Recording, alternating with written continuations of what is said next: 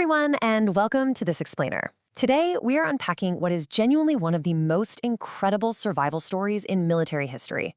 We're talking about the Battle of Khandaq, also known as the Battle of the Trench. This is an absolute historical masterclass in defensive engineering, high-stakes espionage, and just raw survival against totally impossible odds.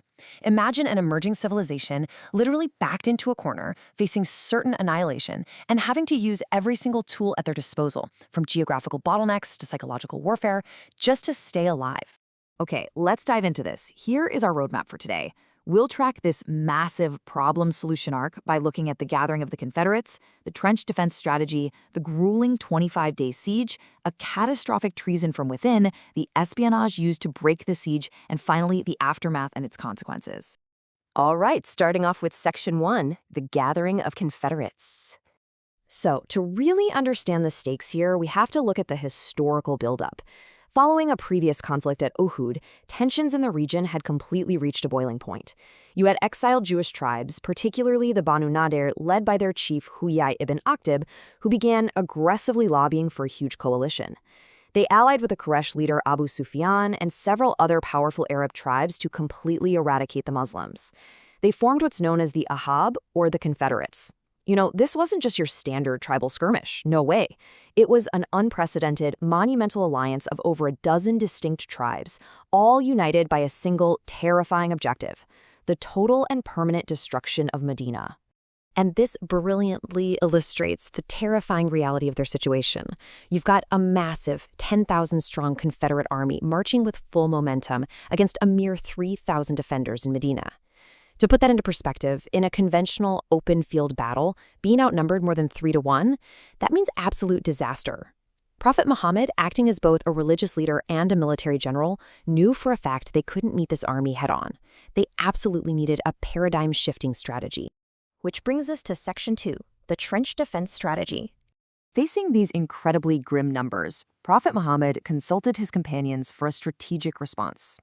And this led to a totally brilliant, out-of-the-box solution from a companion named Salman Al-Farsi. Since he came from the Persian Empire, Salman suggested a tactic that was practically unheard of in traditional Arabian desert warfare, which was digging a massive trench. Here's exactly why it worked so well with Medina's geography. Medina was essentially a natural fortress on three sides. The south and west were protected by these impassable, steep, rocky mountains. The east was guarded by the heavily fortified strongholds of the Banu Qurayza, a Jewish tribe that was allied with the Muslims through a strict treaty. So the only exposed flank was the north. By spending 12 to 15 grueling days digging a huge trench across this northern opening, the Muslims created the absolute perfect defensive bottleneck. Now, during those agonizing 12 to 15 days of digging, a really fascinating psychological contrast happened.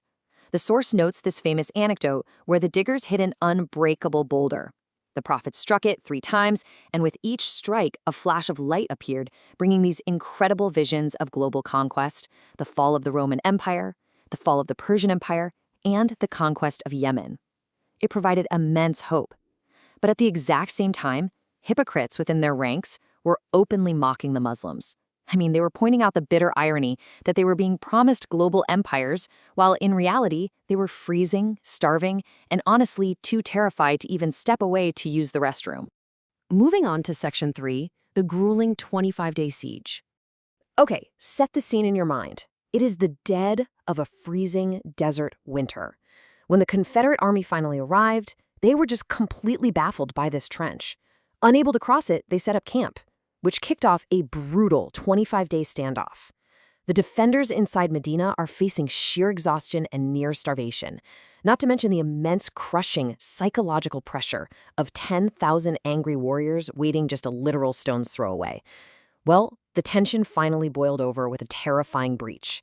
A legendary Confederate warrior named Amr ibn Abdal al-Wud, this is a 90-year-old veteran whose combat skills were reputed to equal 100 men, somehow managed to spur his horse and jump across a narrow section of the trench. So suddenly, the supposedly invincible warrior is inside the defensive line. He's pacing up and down, mocking the Muslims, and challenging anyone to single combat. The fear was paralyzing. Stepping up to him was considered certain death. Let's move to and see how this builds, because this led to one of the most epic moments of the entire siege. When Amr issued his challenge, a 28-year-old named Ali bin Abi Talib volunteered. Now, the Prophet initially held him back, but after Ali volunteered 3 separate times, he was finally permitted to fight. Ali approaches the veteran and offers him 3 choices: convert to Islam, retreat peacefully, or fight. Amr, feeling completely insulted by this kid, chooses combat, and then, in a stunning upset, young Ali defeats the veteran warrior in a single fatal strike. Boom. This rapid duel instantly shifted the psychological momentum of the siege and absolutely terrified the Confederates, who suddenly realized this trench could not be easily breached. This leads us right into Section 4, Treason from Within. While the Muslims were heavily holding the northern trench, a massive, catastrophic turning point developed right behind their backs. I want you to ask yourself this critical question. What happens when your only safe border turns against you? Think about it. The Muslims had poured 100% of their resources into the northern trench because they trusted the geographic and political shields on their other sides. If that trust was broken, they'd be thrust into a catastrophic 2-front war. Well, that is exactly what happened. The Eastern Allies, the Banu Qurayza tribe, gave in to the intense lobbying of the Confederate leaders. They completely broke their mutual defense treaty and conspired to attack Medina from the inside. As the source material impartially reports here, this treason meant certain annihilation for the Muslims. Their homes, their families, and their completely unarmored rear flank were now entirely exposed to an internal slaughter, all while 10,000 men waited at the front gates. Here is Section 5, Espionage and the Storm. So, the crucial point is, how do you survive an impossible 2-front trap when you are outnumbered and outflanked? The Prophet realized that direct combat was just no longer an option. The solution required spy thriller-level deception to dismantle the enemy from the inside out. Enter a man from the enemy tribes named Nu'aym bin Mas'ud, who secretly converted to Islam. He approached the Prophet and asked how he could help.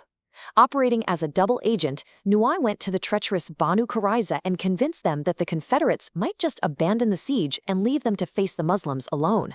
He advised them to demand hostages from the Confederates as a guarantee. Then, Nu'aym went straight over to the Confederates and warned them that Banu Qurayza had actually secretly repented to the Muslims and were planning to hand over Confederate hostages to prove their loyalty. So, when the 2 sides tried to coordinate, their actions perfectly matched Nu'aym's lies. Complete mutual distrust immediately shattered the enemy coalition. It was brilliant. With the alliance politically broken, nature delivered the final blow. Severe, freezing winter hurricane winds completely ravaged the area. The Confederate tents were uprooted, fires were extinguished, and their already strained rations and supplies depleted rapidly. Demoralized, freezing, and no longer trusting their own allies, the 10,000-strong army literally packed up in the dark and retreated. That massive siege collapsed without a single major infantry battle ever taking place. Finally, Section 6, Aftermath and Severe Consequences. The story does not end with the retreat of the Confederates. The external threat was gone, sure, but the Muslims immediately turned their undivided attention to the internal threat, the treason that had nearly resulted in the massacre of their entire community. They besieged the fortresses of the Banu Qurayza. Realizing their plot had failed, the tribe surrendered. Interestingly enough, they specifically requested that their fate be judged not by the Prophet, but by Sa'd bin Mu'adh, a Muslim leader who had been their steadfast ally before the war.